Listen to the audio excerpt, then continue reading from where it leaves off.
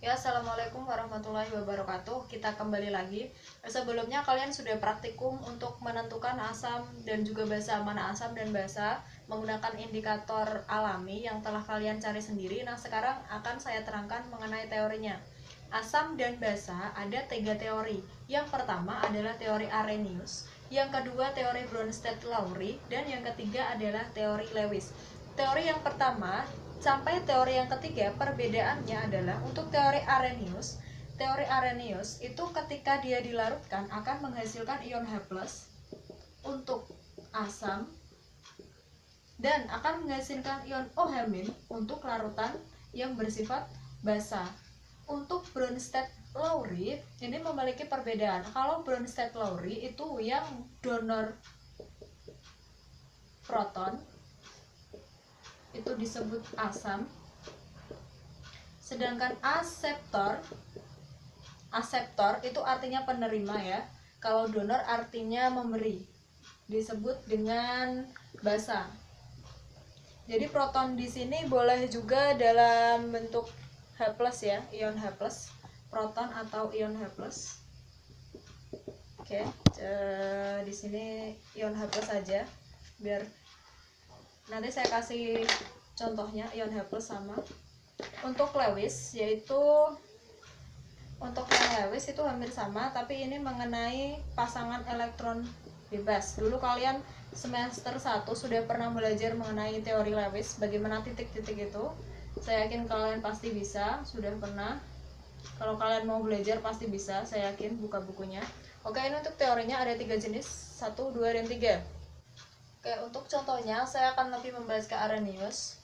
Untuk yang duanya kita bahas nanti. Yang pertama, Arrhenius itu asam. Contoh yang pertama itu adalah HCl. Ketika dilarutkan, dia akan terionisasi menjadi H+ dan juga Cl-. Tadi ketika kita belajar Arrhenius itu ketika dilarutkan menghasilkan H+, itu adalah larutannya bersifat larutan asam. Jadi, untuk persamaan ini adalah persamaan asam.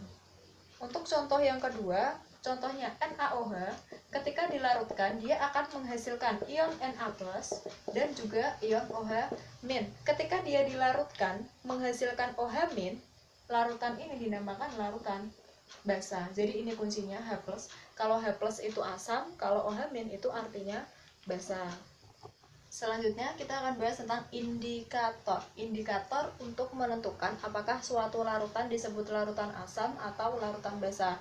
Kemarin yang sudah kalian praktikum itu namanya indikator alami.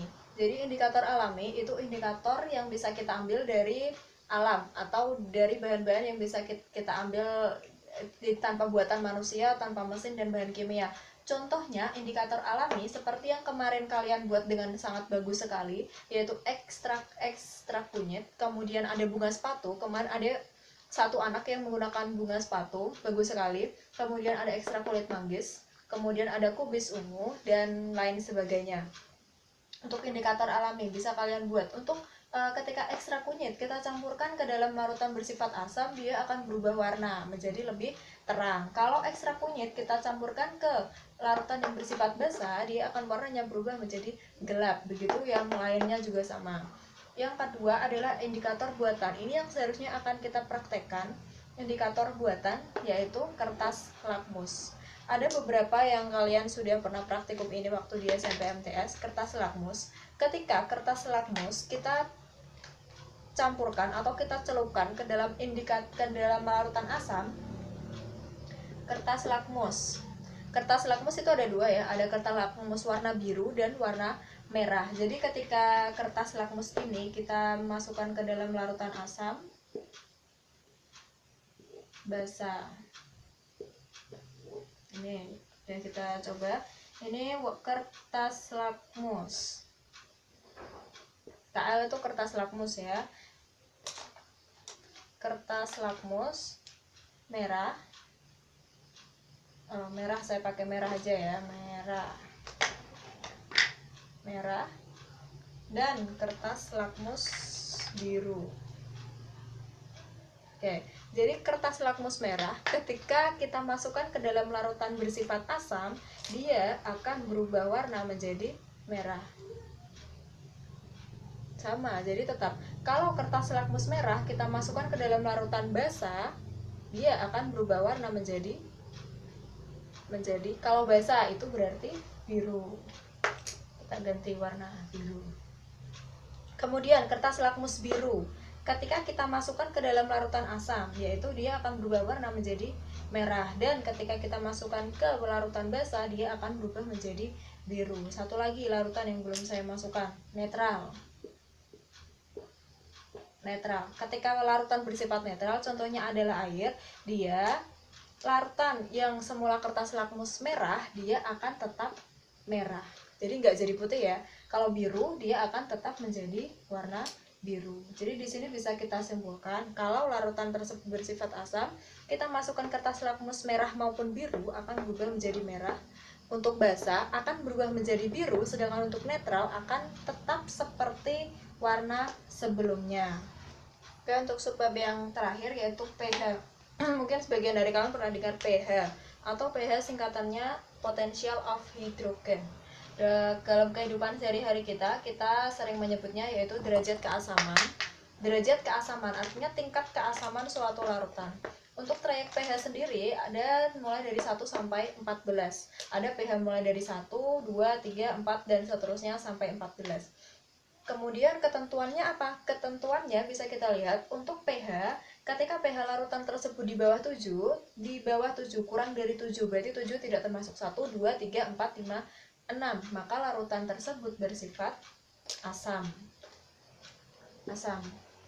Ketika pH sama dengan 7, tepat 7 berarti larutan bersifat netral. Kemudian ketika larutan itu di atas 7 maksimal 14, di atas 7 yaitu 8, 9, 10, 11, 12, 13, 14, larutan tersebut bersifat basah. Asam, netral, dan juga basah. Ada 1 sampai 14. Nah, di sini sebenarnya larutan asam dan basah itu dibedakan menjadi 2, asam lemah dan asam kuat, serta basah lemah dan basah kuat. Bisa kita lihat juga dari trayek pH-nya. Semakin kecil pH, maka larutan asam semakin kuat. Semakin kecil pH, maka larutan asam akan semakin kuat. Oke, semakin kecil pH, maka sifat asam tersebut semakin kuat, dan semakin besar pH, maka basa tersebut semakin kuat. Contoh, ketika ada larutan memiliki pH 2 dan larutan memiliki pH 3, mana larutan yang memiliki asam yang lebih kuat? Jawabannya adalah yang memiliki pH yang paling kecil, yaitu 2, memiliki asam kuat. Jadi kuatnya asam lebih besar 2 daripada 3. Kalau ada pertanyaan seperti gini, pH diketahui sebuah larutan memiliki pH sama dengan 6, maka larutan tersebut bersifat 6, itu kita lihat 6 itu trayeknya mana? 1, 2, apa 3? Oh, ternyata 6 adalah kurang dari 7, berarti larutan ini bersifat asam. Kemudian kita lihat 6 dalam trayek kurang dari 7 merupakan 6 angka yang paling tinggi, sehingga 6 ini larutan yang bersifat asam lemah. Kemudian selanjutnya contoh lagi, misal ada larutan pH 14, kita lihat 14 dalam trayek pH merupakan lebih dari 7, sehingga larutan ini bersifat basa. Kemudian kita klasifikasikan lagi basanya basa kuat atau basa lemah.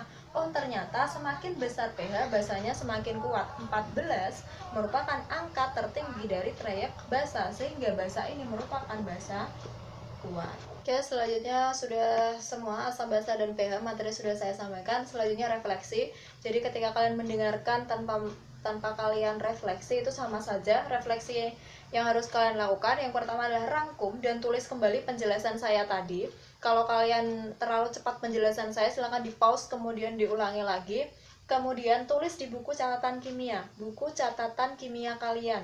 Silakan dicari kembali buku kalian, ditulis di buku kimia. Setelah sudah, silakan kalian foto, kemudian kirim ke WA saya, kirim ke WA Bu Hesti. Jadi di bagian atas kalian tulis dulu nama dan juga kelas, nama siapa, kelas berapa, kemudian bawahnya refleksi bab asam, basa, dan pH. maksimal hari Selasa tanggal 14 April. Kalian bisa langsung mengerjakan setelah mendengarkan video ini. Karena Senin adalah jadwalnya kimia, kalian langsung kerjakan hari itu juga, hari ini juga. Langsung kalian kerjakan, kemudian difoto, langsung dikumpulkan.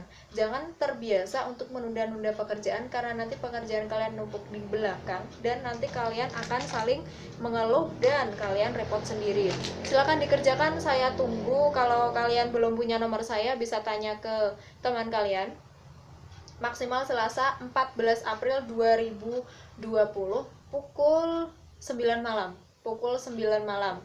Ingat, semua tugas saat daring ini akan saya catat semuanya. Ketika kalian nanti kenaikan kelas, kalian ada yang belum mengerjakan tugas, tetap saya anggap sebagai hutang.